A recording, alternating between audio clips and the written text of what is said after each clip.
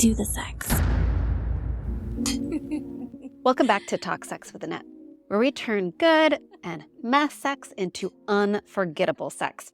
Today we're diving into a sexy-ass listener request from Kelly. Hey Kelly, thanks for the inspiration. We're talking about playful power moves you can use to erotically dominate your man. Let's be real, taking control in the bedroom isn't about doming him like a drill sergeant. It's about confidence, subtle seduction, and erotic intelligence. Today, I'm going to be giving you playful power moves that will have him gasping, gripping the sheets, and handing over the reins with a smile. These aren't just fun, they're hot. And when done right, he'll remember the way you touched him forever. But before we dive in, I want to remind you that I'm on OnlyFans, where I just dropped a how-to demonstration on how to use the Womanizer blend. But that's not all it's there.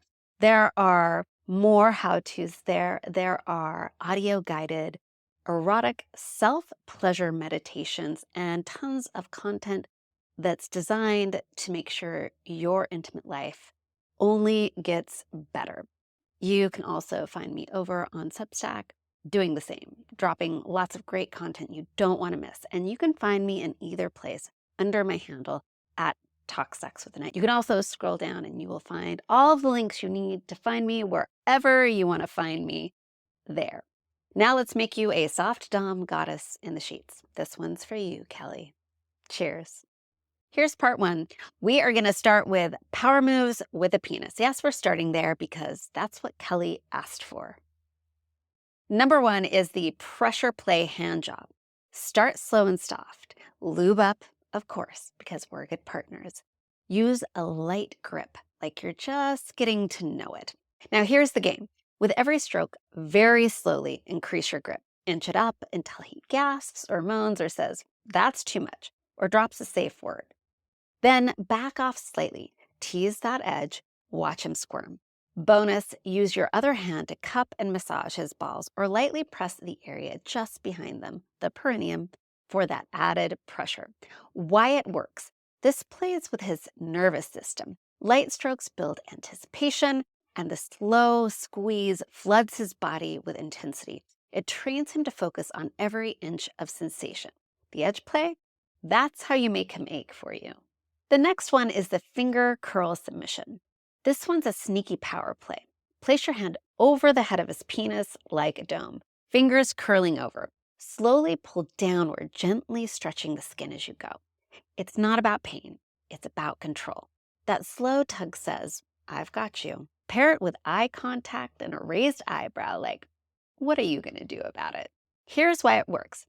This move isn't overtly sexual, it's dominant. That controlled, deliberate pressure tells his body to submit. It creates a subtle ache and puts you in command without saying a word. The next one is one of my favorites. It's called the cowgirl grip and grind. When you're on top, take full control of depth, speed, and angle. But here's the power move. Squeeze your vaginal muscles mid-thrust, then release, then do it again. Even better, pause while you're deep and just pulse. He will not survive this one. Here's why it works. That rhythmic squeeze turns your body into a stroking machine. Tight, responsive, and impossible to ignore. The internal pulsing creates deep involuntary pleasure that no hand or mouth can match. This is a form of milking, and it's hot. Moving on to the pussy tease when he's not even inside you.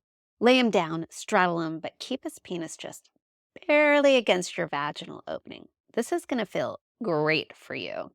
Rub yourself against him without letting him inside. Tease, circle, dip just the head in, and pull away. Whisper, "Not yet." Watch his mind unravel.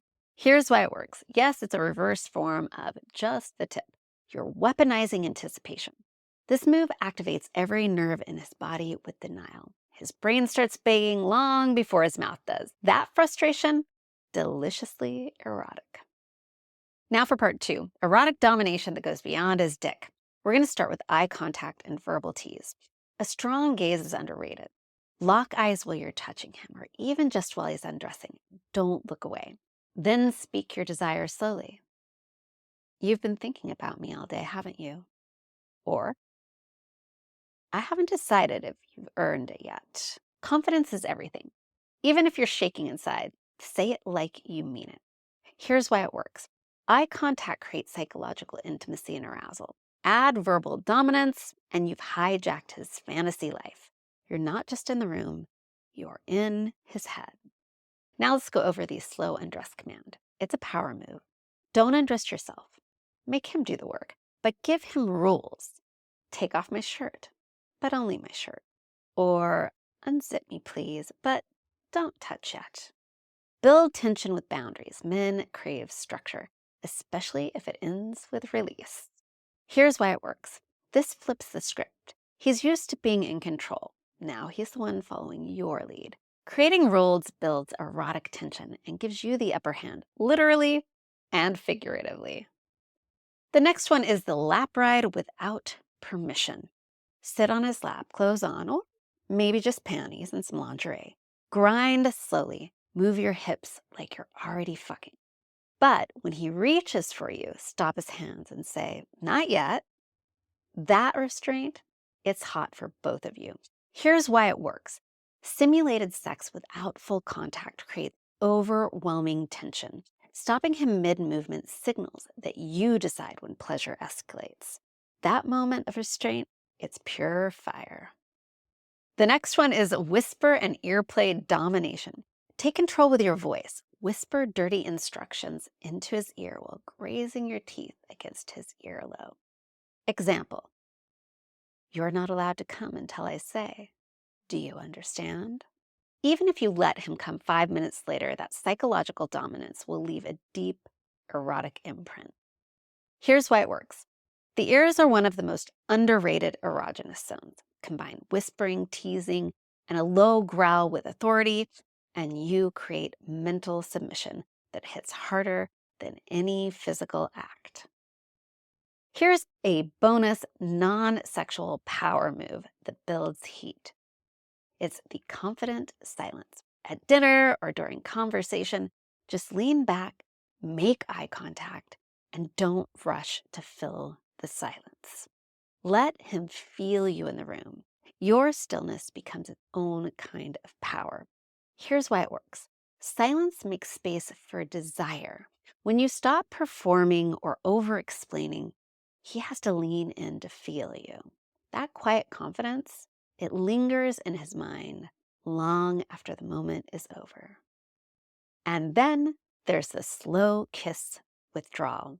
Mid-kiss, pull away before he's ready. Lick his bottom lip and then pause. Let him chase your mouth. That kind of control is magnetic. And here's why it works. Withholding pleasure mid-flow builds hunger. The retreat creates craving. His lips start longing for more before he even realizes he's hooked. Now for part 3. We're going to take it to the next level. This is escalation for the brave.